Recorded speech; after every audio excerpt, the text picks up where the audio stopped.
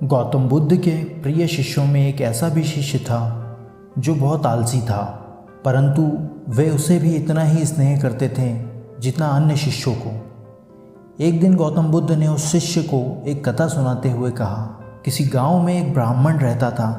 वह बड़ा ही भला आदमी था, लेकिन साथ ही काम को टाला करता था। वह यह मानकर चलता था कि जो कुछ होता है भाग्य से होता है। वह अपने हाथ पैर नहीं हिलाता था। वह बहुत ही आलसी था।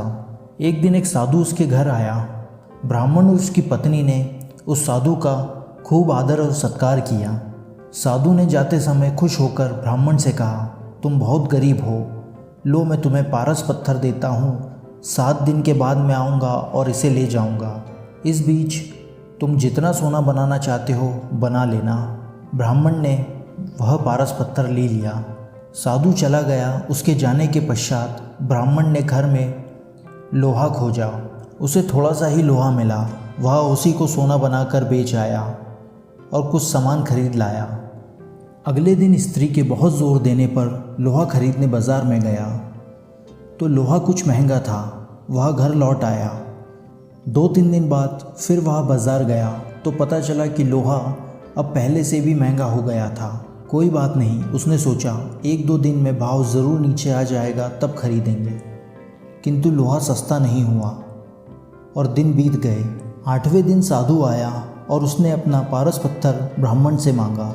ब्राह्मण ने कहा, महाराज मेरा तो सारा समय यूं ही निकल गया।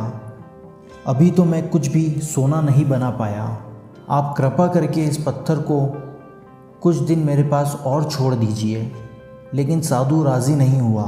उसने कहा, तुम जैसा आदमी जीवन में कुछ नहीं कर सकता। तुम्हारी जगह अगर कोई और होता तो वह बहुत सा सोना बना चुका होता। जो आदमी समय का उपयोग नहीं जानता वह कभी सफल नहीं होता। ब्राह्मण पछताने लगा, पर अब क्या हो सकता था। साधु पत्थर लेकर जा चुका था। उसे अपने आलस और भाग्य पर ज़रूरत से ज़्यादा यकीन की कीमत चुकानी पड़ी। इसलिए कहा जाता है कि आलस इंसान का सबसे बड़ा दुश्मन होता है। शिष्य अब बुद्ध के कहने का तात्पर्य समझ चुका था।